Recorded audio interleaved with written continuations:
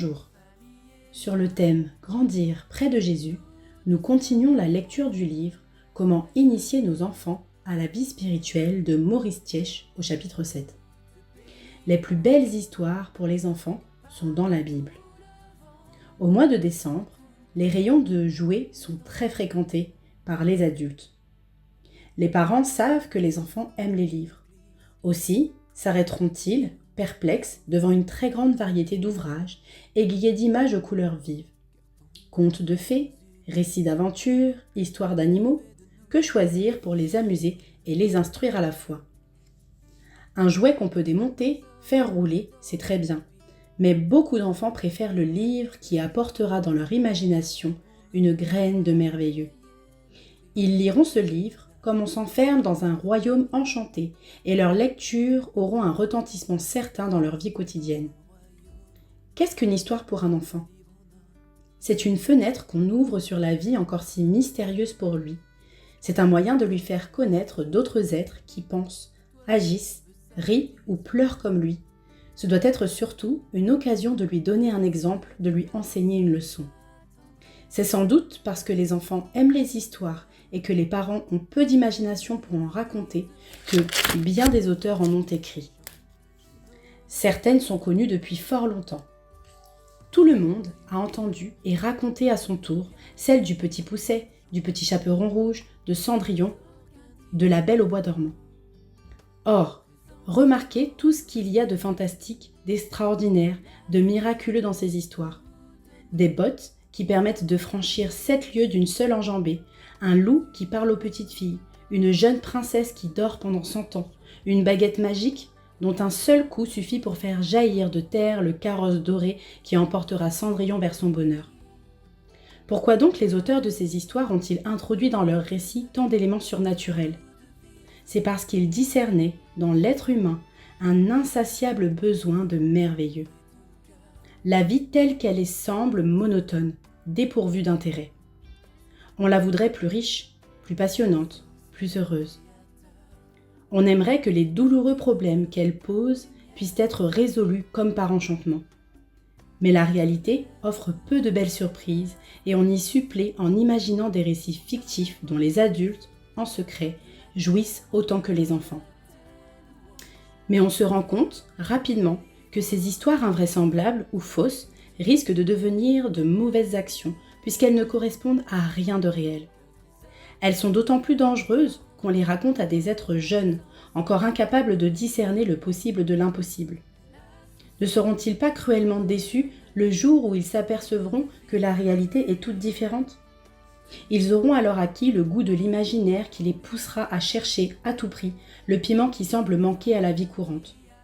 Ce sont les histoires invraisemblables qui grossissent la foule des habitués du cinéma dont les fictions font tant de mal et celles des consommateurs d'alcool ou de drogue qui aident à oublier les chagrins et à fuir les responsabilités. Pourtant, ce besoin de l'extraordinaire subsiste. Il existe heureusement un moyen de le satisfaire tout en respectant la vérité. La création du monde, la vie de nos premiers parents dans le magnifique jardin où Dieu les avait placés, donne lieu, dans le livre saint, à des récits passionnants, capables de contenter l'imagination la plus exigeante.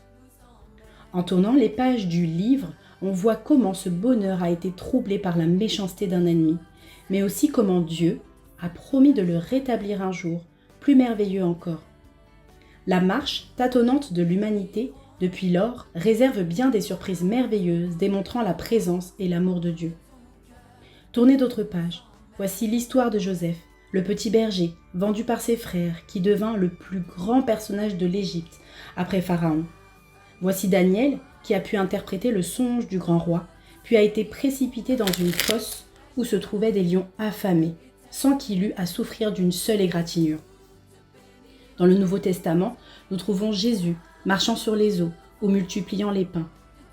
Voilà des faits merveilleux, extraordinaires, passionnants et vrais tout de même. On pense parfois que les histoires de la Bible sont difficiles à comprendre, surtout pour les enfants, puisque les grandes personnes elles-mêmes ne saisissent pas nettement le processus de la multiplication des pains ou les lois de la physique qui ont permis à Jésus de marcher sur les eaux. Mais justement, Jésus ne nous invite-t-il pas à croire tout cela avec une foi enfantine ? N'a-t-il pas donné cette foi en exemple aux adultes ? Dieu s'est souvent servi d'enfants pour accomplir son œuvre.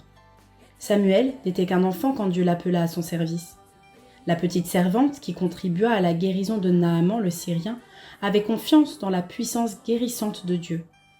Le jeune David fut plus fort que les géants Goliath. Toutes ces vertus, il les puisait justement dans les récits qui avaient bercé leur enfance et trempé leur caractère.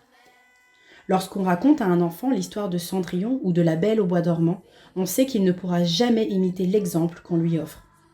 Si on lui parle des personnages de la Bible qui ont accompli des miracles grâce à la puissance de Dieu, on donne à l'enfant le goût et le désir d'accomplir des actions d'éclat et de service et de servir Dieu comme ces hommes extraordinaires l'ont servi, tout en lui indiquant la source de la sagesse et de la force. Le jeune cœur, qui est imprégné des principes qui animaient Joseph et Daniel, sera toujours beaucoup plus accessible à la vérité, à la loyauté et à la bonté que celui qui aura borné sa sympathie au malheur du chaperon rouge.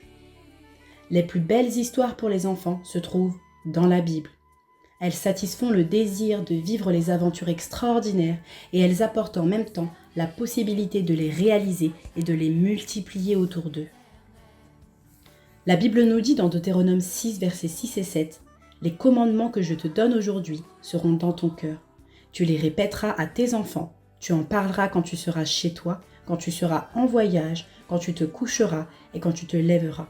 Je vous dis à bientôt et que le Seigneur continue d'être notre guide pour l'éducation de nos enfants.